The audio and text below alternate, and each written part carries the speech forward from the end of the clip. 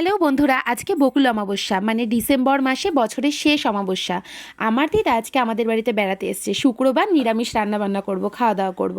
সারাদিনটা কিভাবে কাটাই সেটাই তোমাদেরকে দেখাবো। চলো, দিদাকে প্রথমেই ছাতু মুড়ি চিনি দিয়ে মেখে দিয়ে দিয়েছি, সে সকালবেলায় বসে খাচ্ছে।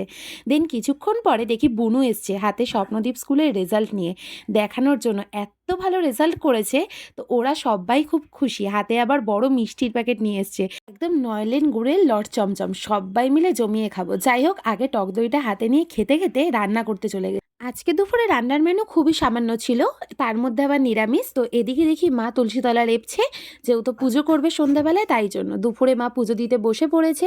কত সুন্দর ঠাকুরকে সাজিয়ে ভক্তি ভরে পুজো দিচ্ছে।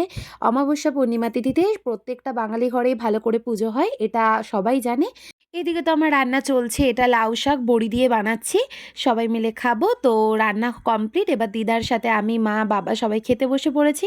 দিদা খাচ্ছে আর বলছে ওই যে আমার ছবি তুলে দেখো। তো এরম করতে করতে যাই হোক জমিয়ে খেয়ে নিলাম। লাউ শাক পাতে পড়ে গেল, মা দিয়ে দিয়েছে গরম গরম। আমার সবজি খেতে খুব ভালো লাগে। আর বন্ধুরা, তোমরাই বলে যাও, কেউ কি এখন এরকম হাত খরচা পাও দিদা ঠাকুমার কাছ থেকে? তারা কিন্তু অনেক ভালোবেসে কষ্টের টাকাটুকু হাতে দিয়েছে।